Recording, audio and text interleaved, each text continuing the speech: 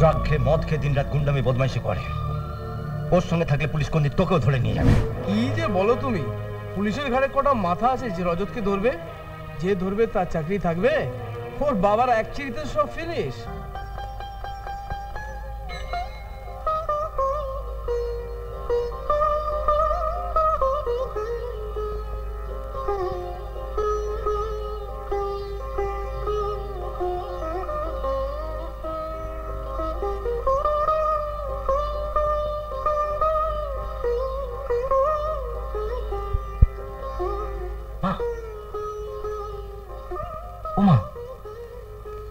বাবাকে টাকাটা বলো, বাবাকে বলো।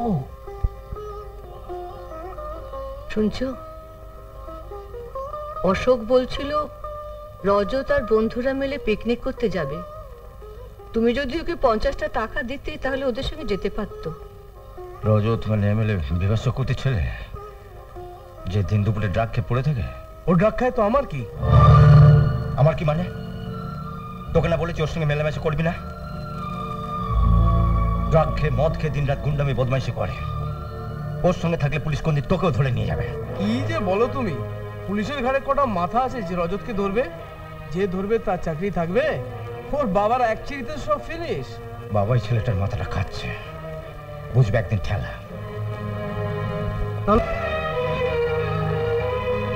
অন্যকে দেবার বেলা বাবার টাকা আছে আর আমাকে দেবার বেলা বাবার টাকা নেই। তুমি বাবাকে বলবে চলো। ছাড়, তোর বাবা আবার কোন কথাটা শুনে বলতে পারিস?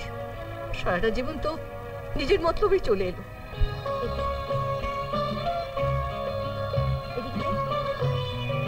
দে, বেশি করে দে।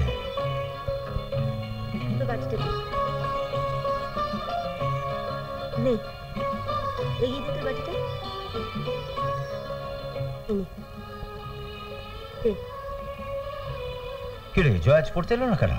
জয়ার তো সকাল থেকেই পেট ব্যথা শুরু হয়েছে। মেয়েটার কেন যে থেকে থেকে পেট ব্যথা জ্বর হচ্ছে?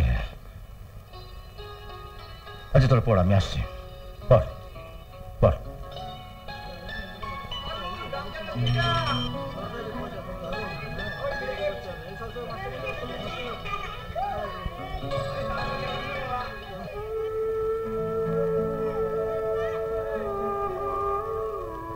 জয়া, জয়া। মা, মাস্টার মশাই এসেছেন। ঠিক আছে, তুই শো, আমি দেখছি।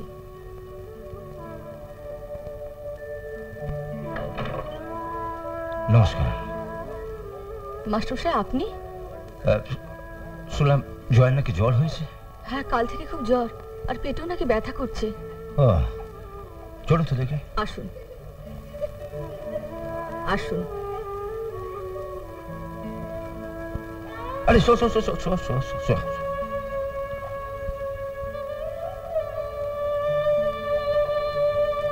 গায়ে তো বেশ জ্বর।